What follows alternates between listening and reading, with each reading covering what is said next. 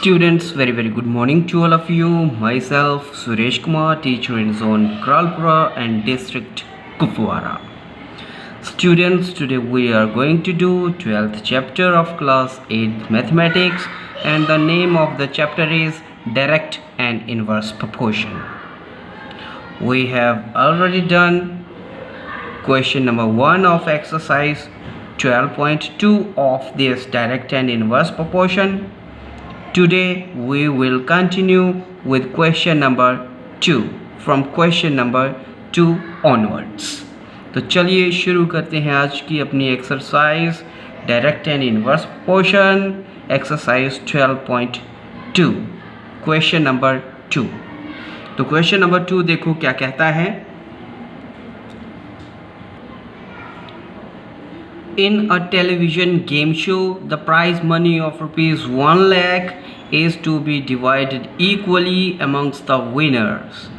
Complete the following table and find whether the prize money given to an individual winner is directly or inversely proportional to the number of winners.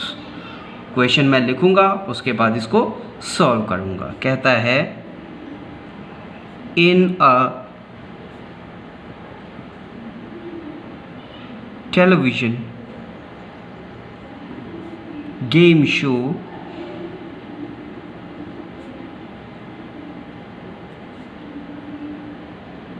the prize money of rupees 1 lakh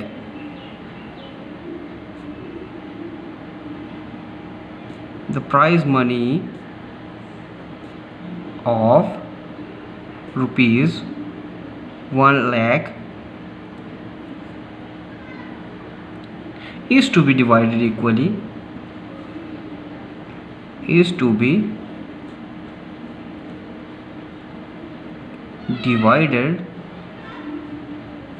equally amongst the winner.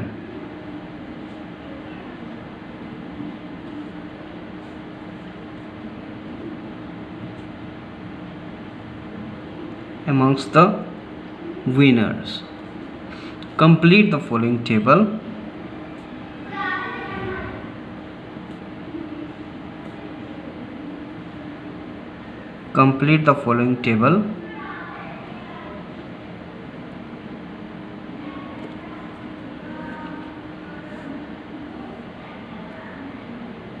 and find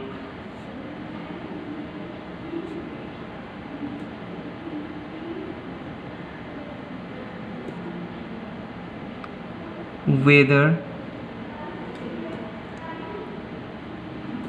the prize money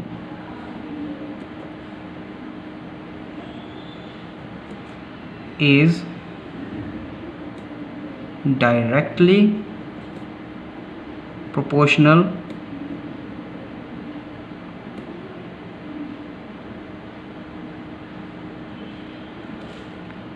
or inversely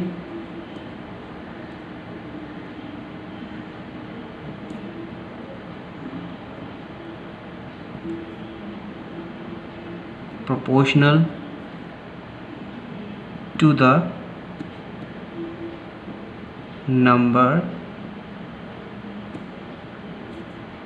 of the winners.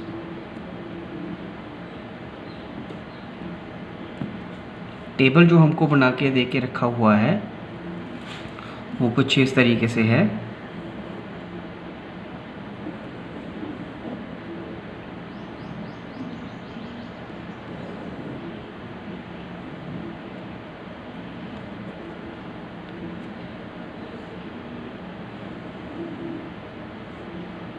एक side में है number of winners,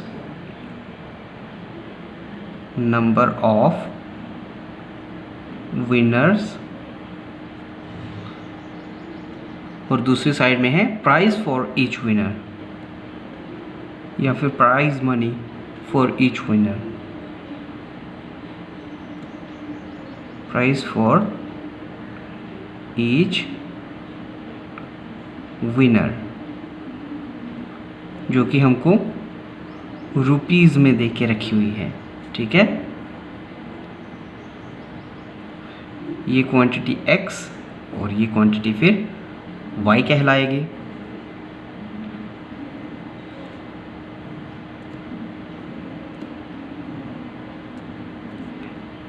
ये x1 होगा, ये x2, ये x3, ये x4 और ये x5। वैसे ही ये y1, y2, y3, y4 और ये y5 होगा। y1 में क्या दे के रखा है, जब हमारे पास विनर 1 था तो उसको मिलने वाला जो अमाउंट था या प्राइस था वो कितना था, 1 लाख। ठीक है। जब हमारे पास 2 विनर हुए तो प्राइज मनी हो गई 50,000। जब हमारे पास 4 विनर हो जाएंगे तो बताओ भाई कितना हो जाएगा प्राइस। 5 विनर हो जाएंगे तो कितना प्राइस हो जाएगा। 6 विनर हो जाएंगे तो कितना प्राइस हो जाएगा। फिर 8, 10 या फिर 20 विनर हो जाएंगे तो कितना प्राइस बन जाएगा, ये आपने पता करना है। ठीक है। 20 विनर होंगे तो कितना प्राइस बनेगा, 10 विनर होंगे तो कितना प्राइस बनेगा और 8 विनर होंगे तो कितना प्राइस बनेगा, ये आपको पता करना है। ठीक है। तो तरीका बहुत ही आसान है इसके बीच में भी। चलो इसके सॉल्यूशन की तरफ चलते हैं।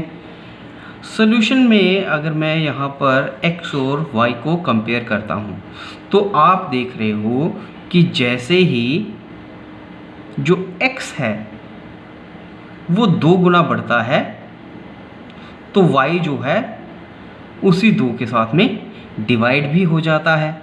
ठीक है। y जो है उसी 2 के साथ में डिवाइड भी हो जाता है। एक संख्या जो है, एक नंबर जो है x जो है वो बढ़ रहा है इसमें, और x के बढ़ने पे y जो है वो घट रहा है। तो इससे तो हमको एक चीज़ का तो पता चल ही जाता है कि ये इन्वर्सली प्रोपोर्शनल है। क्या है ये, इन्वर्सली प्रोपोर्शनल क्वांटिटीज़ हैं। जैसे जैसे विनर्स का नंबर बढ़ेगा वैसे वैसे जो विनर जो होंगे उनको मिलने वाला जो अमाउंट होगा वो कम होता जाएगा। इसलिए क्योंकि हमारे पास टोटल 1 लाख रुपया ही है, और जैसे जैसे विनर बढ़ते जाएंगे वो 1 लाख रुपया उन विनर्स के बीच में डिवाइड होता जाएगा, और जाहिर सी बात है फिर हर एक बंदे के हिस्से में आने वाला जो अमाउंट है, प्राइज़ की जो मनी है वो भी कम होती जाएगी। इसलिए ये इन्वर्सली प्रोपोर्शनल है। तो इन्वर्सली प्रोपोर्शनल की एक ख़ास बात क्या थी कि जितने गुना एक क्वांटिटी बढ़ती है उसी नंबर के साथ में डिवाइड होके दूसरी क्वांटिटी जो है वो कम होती है। तो यहाँ से आप देख रहे हो कि 1 से 2 बनने के लिए 2 गुना बढ़ गया नंबर। ठीक है। x1 से x2 होने के लिए, 1 से 2 होने के लिए 1 जो है वो 2 गुना बढ़ा है। 2 टाइम्स या फिर 2 फोल्ड्स कह लो चेंज आया है, 2 फोल्ड्स इंक्रीज हुआ है। अगर यहाँ पर x1 जो है वो 2 फोल्ड इंक्रीज होके x2 बना है तो क्या y1 उसी 2 के साथ में डिवाइड होके y2 नहीं बनेगा।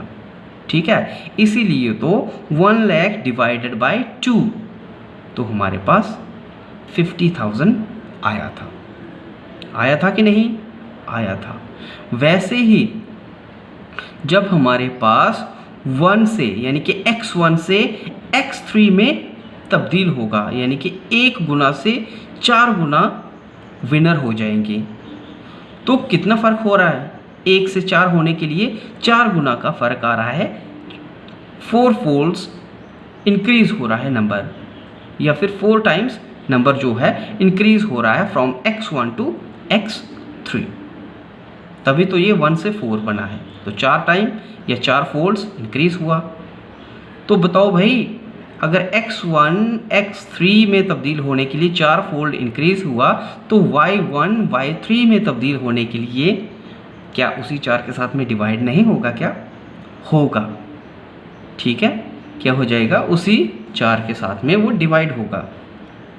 तो क्या बन जाएगा? y1 divided by 4, 1 lakh divided by 4। 1 lakh को जब 4 बंदों के बीच में आप डिवाइड करोगे तो कितना कितना आएगा? 25,000। कितना आएगा? 25,000 आएगा। ठीक है, हर एक बंदे को 25,000 मिलने वाला है। वैसे ही जब यही अमाउंट जो है 5 बंदों में बांटा जाएगा, कितने बंदों में?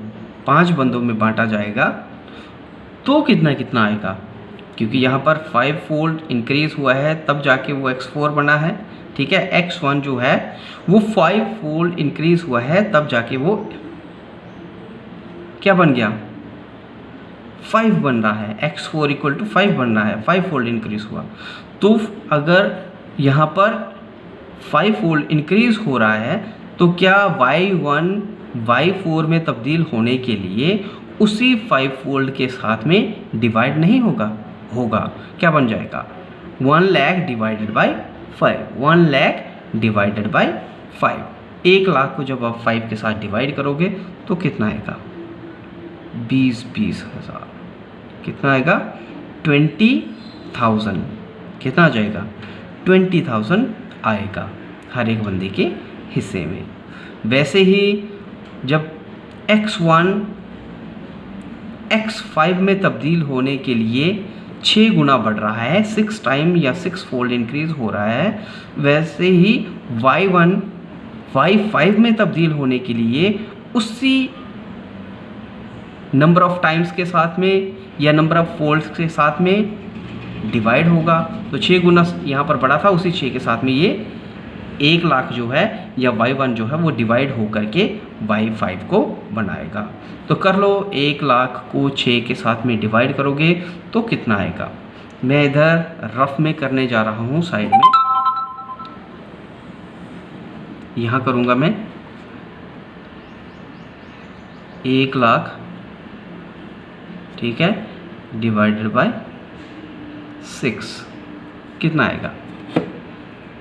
6 1 जा 6, 10 में से 6 जाएगा तो 4 बचेगा, ऊपर से क्या उतर जाएगा? ये वाला 0, बन जाएंगे 40, 6 36 बनेगा। ठीक है, 36 बनेगा। फिर क्या उतर जाएगा? यहाँ से 4 बचेगा, फिर अगला एक 0 उतर जाएगा, बन जाएगा 40। फिर 6 के साथ में जाएगा, ये 36 आएगा। ठीक है, फिर 4 बचेगा, ये वाला 0 उतर जाएगा, बन जाएगा 40। फिर 6 के साथ में, ठीक है, किसके साथ में? 6 के साथ में 36 बनेगा, फिर 4 बचेगा और लास्ट वाला 0 उतर जाएगा, बन जाएगा 40। फिर 6 के साथ में जाएगा, ठीक है, और कितना हो जाएगा? 36। फिर 4 बचेगा, तब पॉइंट लग के यहाँ पर 40 बनेगा और ये 6 के साथ में फिर 36। ठीक है, तो अप्रॉक्सीमेटली हमारे पास यहाँ पर क्या आएगा? 16,666.6 ये आएगा इसके लिए अप्रॉक्सीमेटली 16,666.6। अब यही अमाउंट जब 8 बंदों के बीच में डिवाइड होगा तो यहाँ पर कितने फोल्ड इंक्रीज हो रहा है? 1 से, चलो इसका पहले मैं नाम रख लेता हूँ, इसको मैं x6 कह रहा हूँ, इसको x7 कह रहा हूँ और इसको x8 कह रहा हूँ।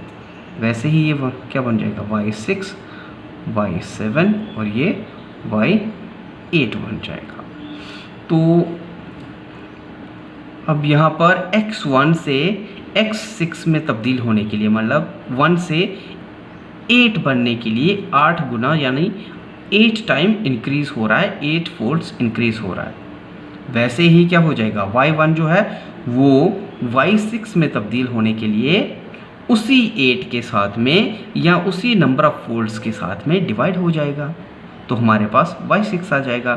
तो 8 गुना तब्दीली आ रही थी यहाँ पर, 8 टाइम इंक्रीज़ हो रहा था, 8 टाइम इंक्रीज़ हो रहा था, उसी 8 के साथ में y1 जो है डिवाइड हो जाएगा और y6 बनेगा। y1 कितना है, 1 लाख है। 1 लाख किसके साथ डिवाइड हो जाएगा, 8 के साथ में। 8 1 ज़ा 8, 10 में से 8 जाएगा, बचेंगे 2, ठीक है।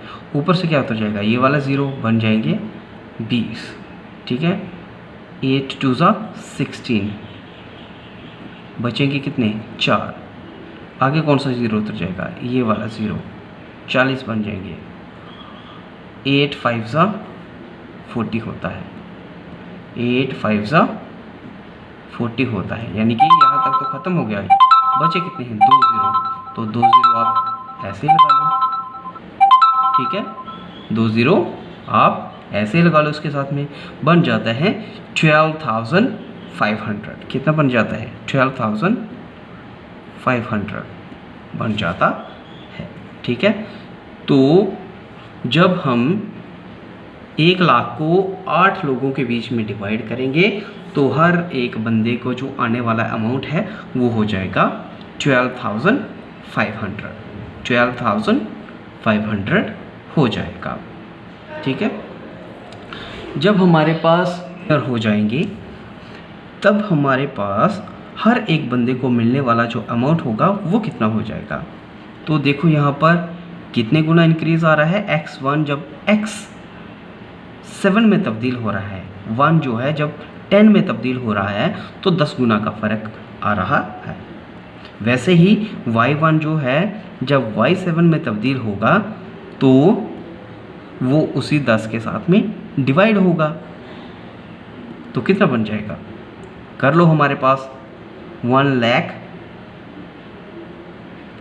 डिवाइडेड बाय 10 फोल्ड, ठीक है। 10 के साथ में क्या रह जाएगा, ये बन जाएगा हमारे पास 10,000। कितना बन जाएगा, 10,000।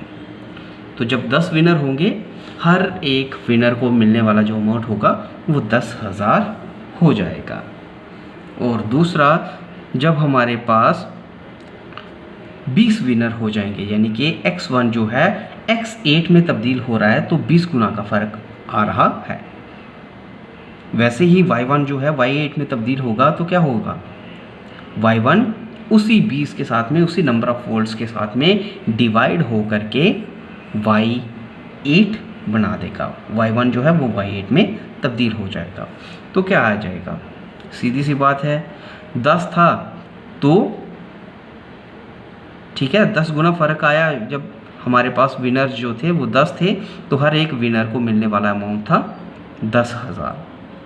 जब 20 विनर हो जाएंगे तो कितना हो जाएगा, 5,000 हो जाएगा। तो अगर नहीं पता चलता है तो डिवाइड करके देख लो, 1 लाख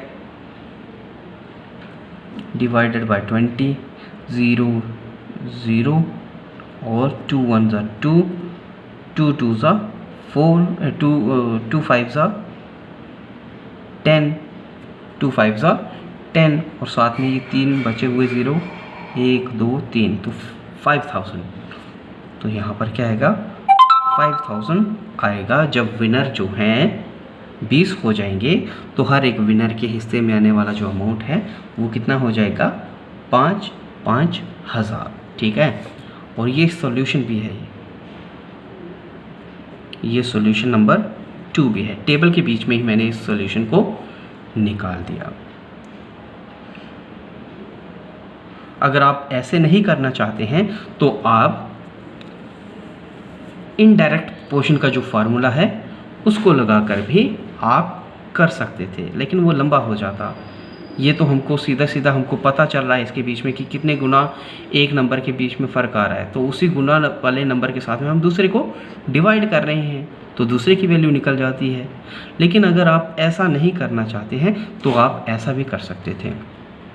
हमें पता है कि ये इनडायरेक्ट पोर्शन है, ठीक है। क्या है ये, इनडायरेक्ट प्रोपोर्शन हो रहा है इस टेबल के बीच में, तो इनडायरेक्ट प्रोपोर्शन के अकॉर्डिंग आप करोगे according to indirect proportion, according to indirect proportion x1 into y1 equal to x2 into y2 equal to xn into yn होता है।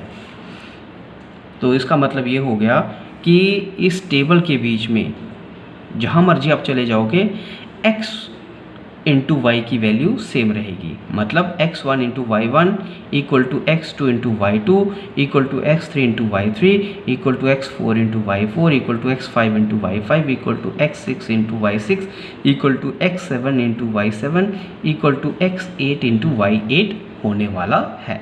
तो आप किसी नॉन क्वांटिटी को अननोन के साथ में कंपेयर करोगे तो अननोन की वैल्यू निकल जाएगी। जैसे यहाँ पर हमारे पास x1 y1 और x2 y2 हमको दे के रखा हुआ था, इन्हीं दोनों में से किसी नोन क्वांटिटी को अननोन के साथ में कंपेयर करते तो अननोन की वैल्यू निकलती जाती। कैसे, वो भी करके आपको दिखा देता हूँ तो आपकी समझ में आ जाए। तो according to indirect proportion x1 y1 equal to x2 y2 equal to xn yn होता है। तो नॉन क्वांटिटी को अननोन के साथ में कंपेयर कर दूँ, मैं x1 y1 को x3 इंटू y3 के साथ में कंपेयर करने जा रहा हूँ। तो 1/100 नहीं है, 1/1 lakh, 1/1 lakh should be equal to 4/y3, क्योंकि उस टाइम पे y3 की वैल्यू हमको पता नहीं थी, y3। ठीक है, ऐसे करेंगे, कर लो क्रॉस मल्टीप्लिकेशन, क्योंकि हमको तो y3 की वैल्यू से मतलब है। क्रॉस मल्टीप्लिकेशन करेंगे तो क्या हो जाएगा, y3 इंटू 1 y3 ही रहेगा इक्वल टू इस साइड में क्या हो जाएगा 4 इंटू 1 लाख। ठीक है, 4 इंटू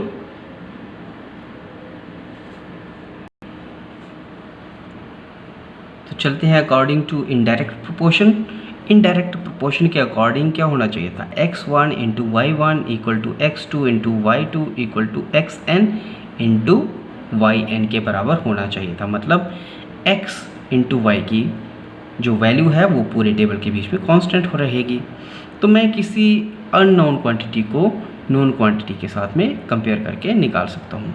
नॉन क्वांटिटी की बात करें तो x1 y1 x2 y2 ये दोनों के दोनों नॉन क्वांटिटी है, क्योंकि दोनों की वैल्यू हमको दे के रखी हुई है। x1 1 और y1 1 लाख दे के रखा हुआ, x2 2 और y2 50,000 दे के रखा हुआ। बाकी में x3 y4 x3 x4 x5 x6 x7 x8 दे के रखा हुआ है। ठीक है, y3 y4 y5 y6 y7 y8 नहीं दे के रखा हुआ है। तो ये वाली चीज़ें जो हैं, ये वाले जो नंबर हैं, ये अननोन क्वांटिटी में कहलाएंगे, क्योंकि y3 y4 y5 y6 y7 y8 नहीं है दे के रखे हुए। तो हम क्या करेंगे, अननोन क्वांटिटी को नॉन क्वांटिटी के साथ में, इन दो में से किसी भी क्वांटिटी के साथ में हम कंपेयर कर सकते हैं। तो अकॉर्डिंग टू डायरेक्ट प्रोपोर्शन अगर चलें तो मैं x1 y1 equal to x3 into y3 कर सकता हूँ। ठीक है, क्योंकि ये इनडायरेक्ट प्रोपोर्शन के लिए यही फार्मूला होता है, ये कांस्टेंट होता है, x इंटू वाई की वैल्यू कांस्टेंट रहती है। तो कर दिया हमने। x1 कितना था 1, y1 कितना है हमारे पास 1 lakh, should be equal to x3, x3 कितना है हमारे पास 4 इंटू y3 कितना है हमारे पास नहीं पता है, उसको y3 ही रहने दो। आगे क्या हो जाएगा 1 इंटू 1 लाख, 1 लाख ही रहेगा। ठीक है, 4 यहाँ पर मल्टीप्लाई हो रहा है, इस साइड अगर जाएगा इक्वल टू के इस साइड में अगर जाएगा तो ये डिवाइड हो जाएगा। यहाँ पर न्यूमरेटर है, यहाँ आकर के ये डिनोमिनेटर बन जाएगा, बन गया 4 1 ज़ा 4। ठीक है, 4 2 ज़ा 8, तो 10 में से 8 जाएगा, बचेंगे 2। वो 2 जब इस ज़ीरो के साथ में लगेगा तो 20 बन जाएंगे। 5 4 सा 20 होता है और बाकी 1 2 3 0 बचे हुए, 1 2 3। तो y3 की वैल्यू कितनी आ रही है हमारे पास यहाँ पर 25,000 आ रही है। मतलब जब हमारे पास विनर जो है यानी कि x3 जो है वो 4 है तो y3 उस टाइम पे 25,000 आ रहा है। यानी 4 विनर्स के बीच में जब डिवाइड किया जाएगा 1 लाख को तो 25,000 आएगा। ठीक है, अब ये वाली क्वांटिटी भी नोन हो जाएगी। x3 तो हमको पता ही है 4 है, y3 की वैल्यू यहाँ से हो गई 25,000, तो 3 नोन क्वांटिटी हो जाएगी। अब अगेन आगे निकालने के लिए आप क्या कर सकते थे, इन तीनों में से किसी नोन क्वांटिटी को लेते और उसको अननोन क्वांटिटी के साथ में कंपेयर कर देते। जैसे आपको यहाँ पर अब y4 को निकालना है। किसको निकालना है, y4 की वैल्यू को निकालना है, जिसमें x4 जो है वो 5 दे के रखा है, y4 जो है वो हमको निकालना है। ठीक है, तो आप क्या कर सकते थे, x3 इंटू y3 का कंपैरिजन x4 y4 के साथ में कर सकते थे। x3 हमको पता है कितना दे के रखा हुआ है, x3 कितना दे के रखा हुआ था हमको 4, और y3 की वैल्यू क्या थी हमने निकाल ली थी 25,000 should be equal to x4 कितना है हमारे पास 5। ठीक है, और नहीं x4 है, हाँ x4 ये, और y4 ये y4 है ये। ठीक है, और y4 उसकी वैल्यू हमको पता नहीं थी। हम क्या करेंगे, इस 5 को इस साइड लेके चले जाएंगे क्योंकि हमको तो y4 की वैल्यू निकालनी है। तो इस 5 को जो कि यहाँ पर मल्टीप्लाई हो रहा है इस साइड में डिवाइड हो जाएगा, इस साइड में ये न्यूमरेटर है, इस साइड में ये डिनोमिनेटर बन जाएगा। क्या बन जाएगा ये 4 into 25,000 divided by 5 equal to y4। ठीक है, 5 1 ज़ा 5, 5 5 ज़ा 25 और साथ में 1 2 3 0।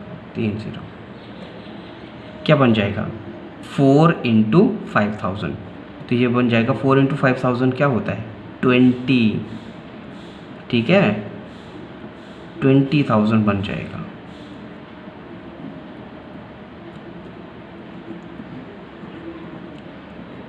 y4 की वैल्यू भी निकल गई। इस तरीके से आप अब क्या हो जाएगा y4 जो कि आपने यहाँ से निकाल लिया 20,000, और x4 जो कि 5 पहले दे के रखा हुआ है, अब ये भी नोन क्वांटिटी बन गई। अब इस नोन क्वांटिटी का अगले वाली अननोन क्वांटिटी के साथ में कंपैरिजन कर लो, तब इसकी वैल्यू निकल जाएगी y5 की, उसका फिर इसके साथ कंपैरिजन कर लो। ठीक है, या x1 y1 के साथ में ही सभी का कंपैरिजन करते जाओ, आपके पास में अननोन क्वांटिटीज़ कंटिन्यू, ठीक है, या कंटिन्यूसली निकलती जाएंगी। और इस तरीके से आप नोन क्वांटिटी के साथ में अननोन क्वांटिटी को निकाल सकते हो। चलते हैं अगले सवाल की तरफ। Question number 3 says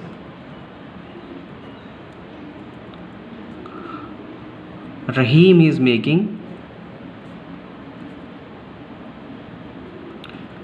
is making a wheel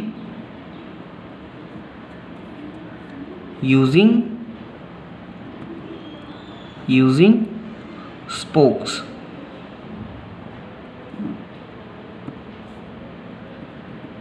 He wants to fix equal spokes in such a way that the angle between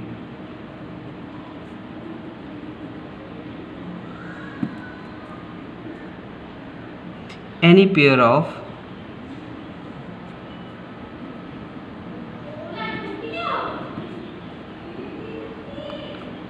consecutive spokes are equal.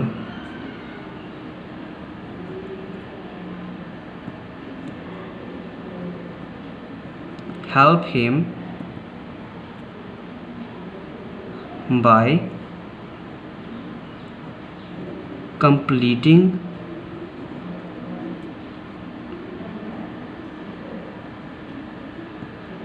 the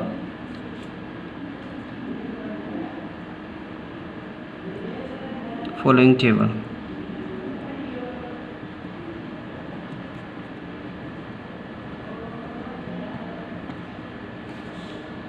ठीक है, सबसे पहले आप समझ लो ये स्पोक्स का चक्कर क्या है। आपको पता ही है कि जब व्हील बनाया जाता है उसके बीच में तारें लगाई जाती हैं, कुछ इस तरीके से रॉड्स कह लो, तारें कह लो, इक्वल डिस्टेंस पे लगाई जाती हैं। ठीक है, और इन्हीं को ही हम क्या कहते हैं, स्पोक्स कहते हैं। क्या कहते हैं इनको, स्पोक्स कहते हैं। अब आपको पता ही है कि टायर जो होता है वो गोल होता है, और उस टायर को मैं अगर पूरा एक एंगल के तौर पे लूँ तो 360 डिग्री का एंगल बनता है उस पूरे सर्कल के बीच में, उस पूरी गोलाई के बीच में, उस पूरे टायर के बीच में। अब जितनी ज़्यादा मैं स्पोक्स लगाऊंगा, ठीक है, इक्वल डिस्टेंस पे जितनी ज़्यादा स्पोक्स लगाता जाऊंगा इक्वल डिस्टेंस पे, उतना ही ज़्यादा उन स्पोक्स के बीच का जो एंगल होगा वो छोटा होगा, और जितनी कम स्पोक्स होंगी उतना ही बीच का एंगल बड़ा होगा। जैसे इसी को देख लो आप, ठीक है, 3 ही स्पोक्स लगाई हैं मैंने इसके बीच में, इस वाले टायर के बीच में 3 ही स्पोक्स लगाई हैं, और हर स्पोक के बीच का जो एंगल है ये जो एंगल बन रहा है 2 स्पोक्स के बीच में, वो बड़ा है as comparison to the angle made in these 2 spokes. इसका कारण यही है कि इसमें मैंने स्पोक्स ज़्यादा लगाई हैं, और जितनी ज़्यादा स्पोक्स लगाऊंगा उतना ही जो एंगल है वो कम होता जाएगा, क्योंकि जितनी ज़्यादा स्पोक्स लगाऊंगा 360 डिग्री का एंगल उतनी ही ज़्यादा स्पोक्स के बीच में डिवाइड होता जाएगा। ठीक है, इससे हमको क्या इन्फॉर्मेशन मिलती है कि नंबर ऑफ स्पोक्स, अगर मैं इक्वल डिस्टेंस पे लगाता हूँ सर्कल के बीच में या टायर के बीच में, तो number of spokes is inversely proportional to the angle made in between 2 spokes. अगर नंबर ऑफ स्पोक्स को लूँ और एंगल बिटवीन 2 स्पोक्स को लूँ तो ये दोनों चीज़ें इन्वर्सली प्रोपोर्शनल होंगी। जैसे जैसे नंबर ऑफ स्पोक्स बढ़ता जाएगा एंगल कम होता जाएगा, और अगर मैं चाहता हूँ कि एंगल बड़ा होना चाहिए तो नंबर ऑफ स्पोक्स को मुझे कम करना पड़ेगा। तो ये चीज़ें इन्वर्सली प्रोपोर्शनल हैं। ये चीज़ तो आपको समझ में आ गई। अब इसी चीज़ का इस्तेमाल करते हुए आपको टेबल में दी गई इंफॉर्मेशन को करेक्ट करना है या अननोन क्वांटिटीज़ को उसके बीच में निकालना है। और टेबल क्या है हमारे पास, देख लो पहले आप सब, इस तरीके से देख के रखा हुआ टेबल। एक साइड में लिखा है नंबर ऑफ स्पोक्स, ठीक है, और दूसरी साइड लिखा है angle between a pair of consecutive spokes। ठीक है, नंबर ऑफ स्पोक्स को अगर मैं x मानूं और angle between a pair of consecutive spokes को अगर मैं y मानूं, तो इसके मुताबिक जो उन्होंने x1 y1 देख के रखा है वो क्या है हमारे पास, x1 y1 जो है हमारे पास वो है कि जब 4 स्पोक्स लगाई जाती हैं टायर के बीच में तो एंगल जो बन रहा है बिटवीन टू कंसेक्यूटिव स्पोक्स वो 90 डिग्री का बन रहा है। ठीक है, तो ये बात भी सही है। 4 स्पोक्स, ठीक है, 360 डिग्री के एंगल को अगर 4 स्पोक्स के साथ में मैं डिवाइड करूँ तो 90 का ही आता है। तो ठीक है, आगे वो कहता है x2 कितना है, 6 स्पोक्स। 6 स्पोक्स जब मैं लगाता हूँ तो y2 जो मेरे पास में आ रहा है वो आता है 60 डिग्री, यानी कि जब 4 स्पोक्स लगाता हूँ तो 60 डिग्री का एंगल बनता है 2 कंसेक्यूटिव स्पोक्स के बीच में। आगे वो कहता है कि अगर मेरे पास 8 स्पोक्स होंगी तो कितनी डिग्री का एंगल बनेगा, 10 स्पोक्स होंगी तो कितनी डिग्री का एंगल बनेगा, और अगर 12 स्पोक्स होंगी तो कितनी डिग्री का एंगल यहाँ पर बनेगा। ये आपको निकालना है इसके बीच में।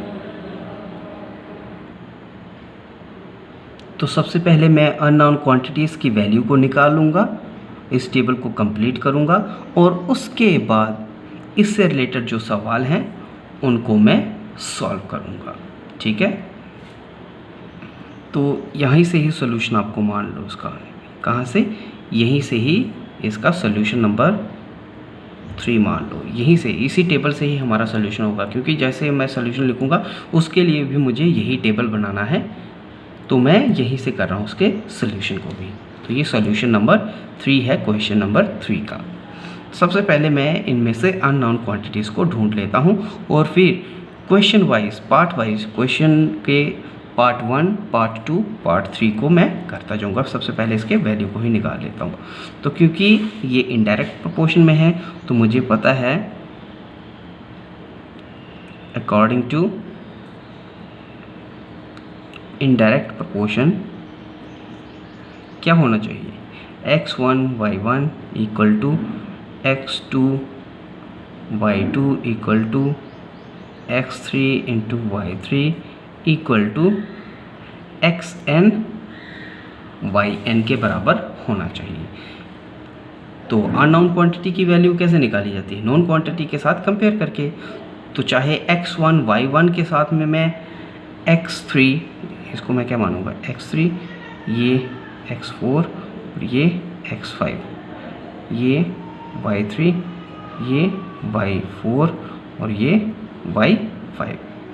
तो y3, y4, y5 ये अननोन क्वांटिटी है, तो इन क्वांटिटीज़ को मैं नोन क्वांटिटी के साथ में कंपेयर कर लूँगा। तो नोन क्वांटिटी कौन कौन सी है, x1 इंटू y1 नोन है, x2 इंटू y2 नोन है क्योंकि इनकी दोनों की वैल्यू दे के रखी है।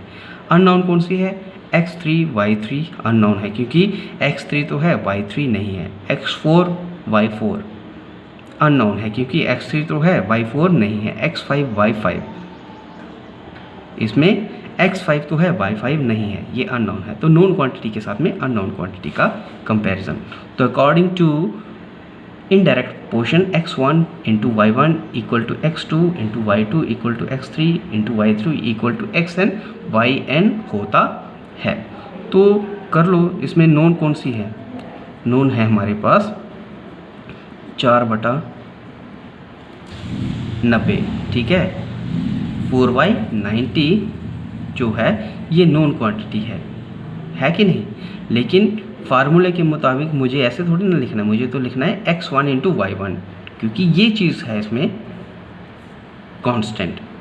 तो मैं क्या लिखूँगा इसको, 4 into 90 should be equal to x1 into y1 should be equal to x3 into y3, ठीक है, x3 इंटू y3। तो x3 कितना है हमारे पास, 8 है, इंटू y3 कितना है हमारे पास पता नहीं है, ये हमको चाहिए इसकी वैल्यू। तो इसको मुझे इक्वल टू के इस साइड में लेके आना पड़ेगा। 8 यहाँ पर मल्टीप्लाई हो रहा है, इस साइड में डिवाइड हो जाएगा। 8 यहाँ पर न्यूमरेटर है, इस साइड में डिनोमिनेटर बन जाएगा। ये क्या बन जाएगा हमारे पास, ये आ जाएगा हमारे पास 4 इंटू 90 बटा 8 equal to y3 equal to y3, ठीक है। तो कितना बन जाएगा ये बन जाएगा हमारे पास 4 1 4, 4 2 8, 2 1 2, 245 90। तो हमारे पास यहाँ पर y3 की वैल्यू कितनी आ रही है? 45 डिग्री। क्यों? क्योंकि 45 इंटू 1 45 होता है। तो y3 इक्वल टू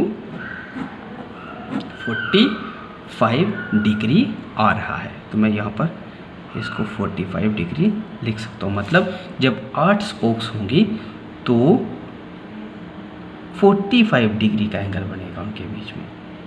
अब अगेन ये दोनों नोन क्वांटिटी हो गई, क्योंकि x3 की भी वैल्यू पता है, y3 की भी वैल्यू पता है। तो मैं x3 इंटू y3 को कंपेयर कर सकता हूँ x4 इंटू y4 के साथ में।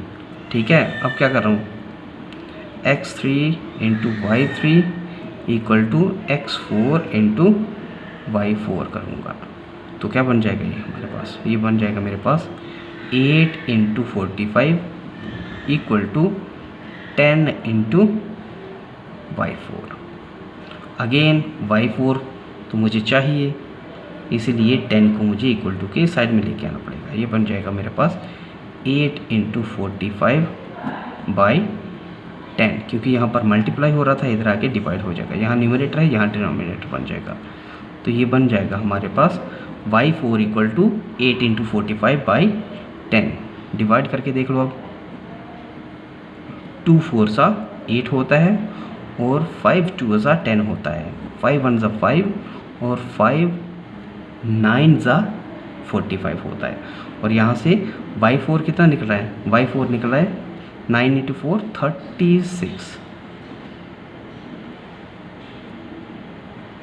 36 डिग्री। कितना? 36 डिग्री। 36 डिग्री। ठीक है, जब 10 स्पोक्स होंगी तो 36 डिग्री का एंगल बनेगा कंसेक्यूटिव स्पोक्स के बीच में। ठीक है, अब 12 स्पोक्स होंगी तो कितना एंगल बनेगा? मैं यहीं पे करूँगा इसको, ताकि सारा का सारा सवाल एक ही साइड में हो जाए। अब मैं कंपैरिजन कर रहा हूँ नोन क्वांटिटी का अननोन क्वांटिटी के साथ में। तो नोन क्या है यहाँ पर? x4 into y4। यहाँ पर ये दोनों नोन होगी, क्योंकि एक की वैल्यू 10 है, दूसरी की 36 आ गई है यहाँ से। तो मैं इसी को ही कंपेयर कर रहा हूँ। x4 into y4 equal to x5 into y5। ठीक है, ये आगे का पार्ट है, यहाँ से ऊपर कर रहा हूँ। x4 कितना था हमारे पास? 10 इंटू y4 कितना था हमारे पास? 36 इक्वल टू x5 कितना है? 12 इंटू y5 कितना है? पता नहीं है, उसकी वैल्यू निकालनी है। तो y5 को निकालने के लिए मुझे क्या करना पड़ेगा? इस 12 को इस साइड लेके जाना पड़ेगा, क्योंकि वेरिएबल एक साइड, नंबर एक साइड करने हैं। तो इस नंबर को मैं इस साइड में लेके आऊँगा। ये 12 यहाँ पर मल्टीप्लाई हो रहा है, उस साइड में जाके डिवाइड हो जाएगा। न्यूमरेटर है यहाँ पर, इधर आके डिनोमिनेटर बन जाएगा। ये बन जाएगा 10 into 36 bye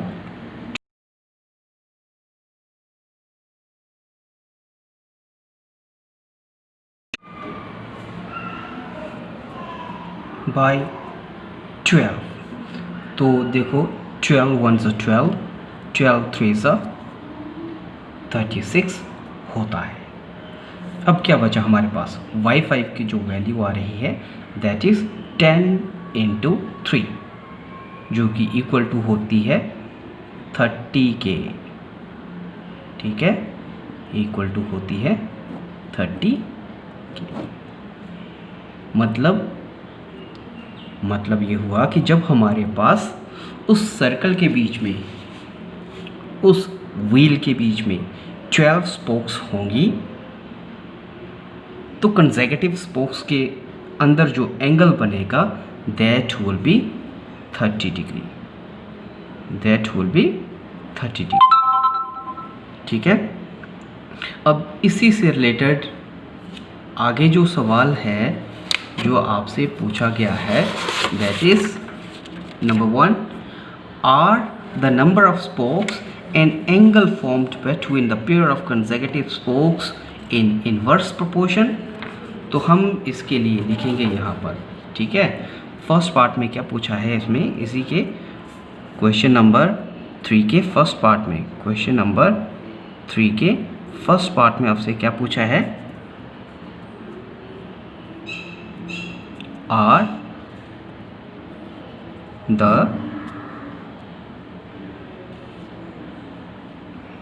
numbers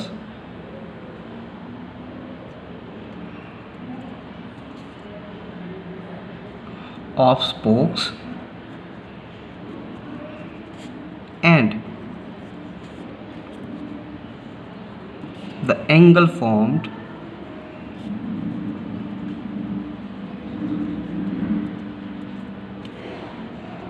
between the pair of consecutive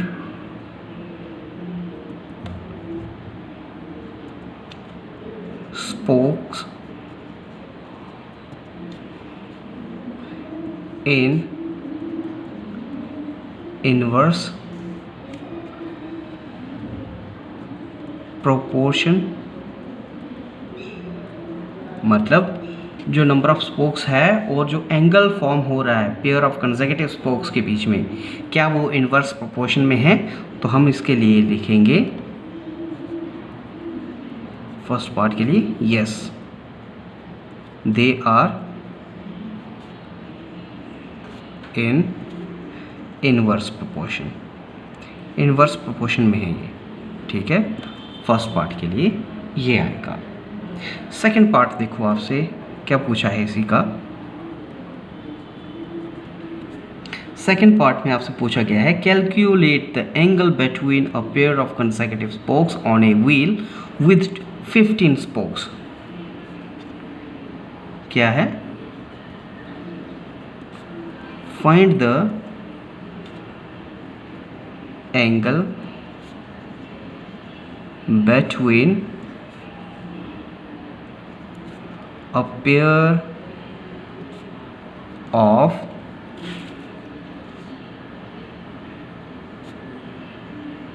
consecutive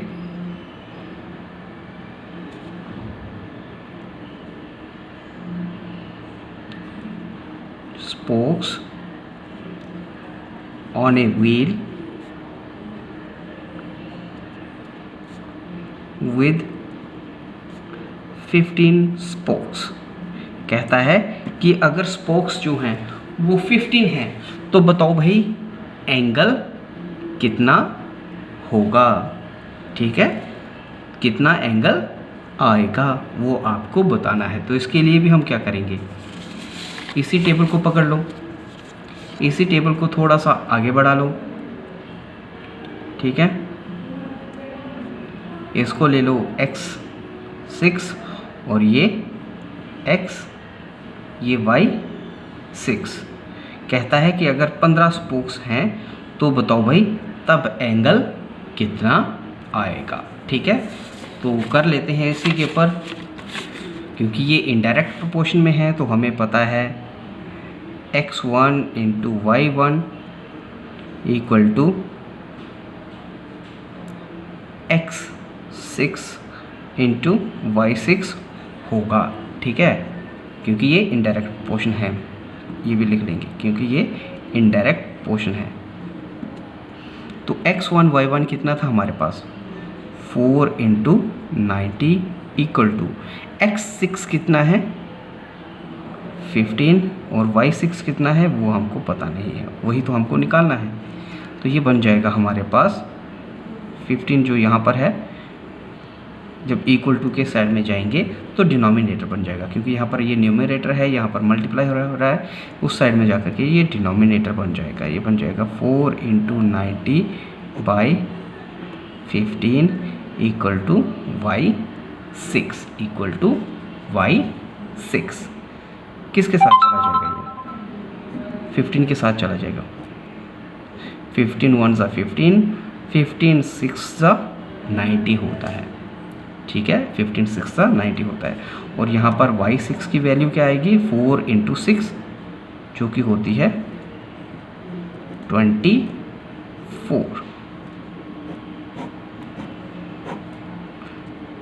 तो यहाँ पर हम लिखेंगे आंसर में क्या लिखेंगे, 24 डिग्री एंगल बनेगा। कितना बनेगा, 24 डिग्री का एंगल बनेगा जब स्पोक्स जो होंगी वो 15 होंगी। अब इसी के थर्ड पार्ट की तरफ भी चले जाते हैं। क्वेश्चन नंबर 3 के ही ये थर्ड पार्ट की तरफ चलते हैं। कहता है how many spokes would be needed if angle between a pair of consecutive spoke is 40 degree. 40 degree. तो इसी टेबल को मैं थोड़ा सा और आगे बढ़ा लेता हूँ। तो यहाँ पर पीछे क्या आंसर आया था, हमारे पास आ रहा है यहाँ पर जब 15 स्पोक्स हैं तो 24 डिग्री का एंगल बनेगा। थोड़ा सा इसको और बढ़ा लेता हूँ, ठीक है। इसको लिखता हूँ x7 और इसको लिखता हूँ y7। कहता है कि जब हमारे पास 40 डिग्री का एंगल होगा स्पोक्स के बीच में, तब बताओ भाई कितनी डंडियों की या कितनी स्पोक्स की ज़रूरत पड़ने वाली है। तो कर लेते हैं, कितनी डंडियों की या कितनी स्पोक्स की ज़रूरत पड़ने वाली है, ये है सवाल। फिर भी लिख लेता हूँ सवाल को, how many spokes will be needed if the angle between a pair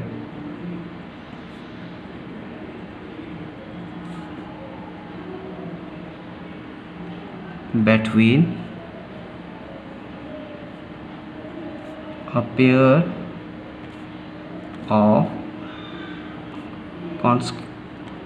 consecutive spoke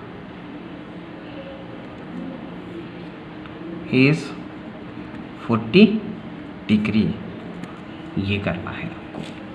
तो नॉन क्वांटिटी के साथ में अननोन क्वांटिटी को कंपेयर कर लेना है।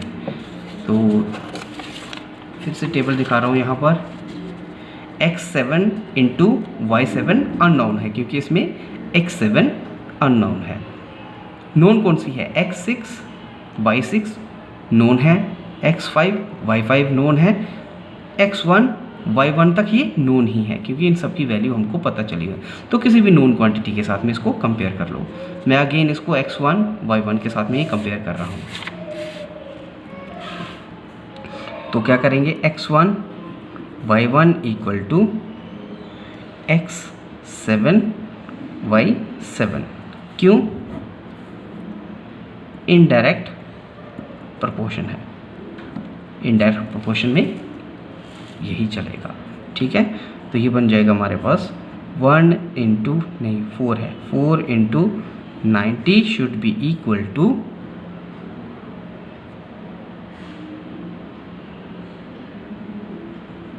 x7 इंटू x7 अननोन है, जबकि y7 जो है वो कितना दे के रखा है, 40 डिग्री का एंगल। तो 40, ये 40 यहाँ पर मल्टीप्लाई हो रहा है, जब इस साइड में जाएगा तो डिवाइड बन जाएगा, ठीक है। क्या बन जाएगा, ये हो जाएगा 4 into 90 by 40 equal to x7। 0 0 cancel, 4 4 cancel, बचा क्या, 9 बच रहा है। तो हमारे पास 9 इक्वल टू x7 हो जाएगा। मतलब जब हम 40 डिग्री का एंगल चाहते हैं स्पोक्स के बीच में, तो हमको 9 स्पोक्स का इस्तेमाल करना पड़ेगा। तो यहाँ पर क्या लिखूँगा मैं आंसर में, 9 स्पोक्स, ठीक है। तो यहाँ पर सवाल नंबर 3 तक की क्वेश्चन हमने सॉल्व कर लिए हैं। आज के लिए इतना ही, उम्मीद है आपको समझ में आया होगा। आज के लिए बस इतना ही करेंगे।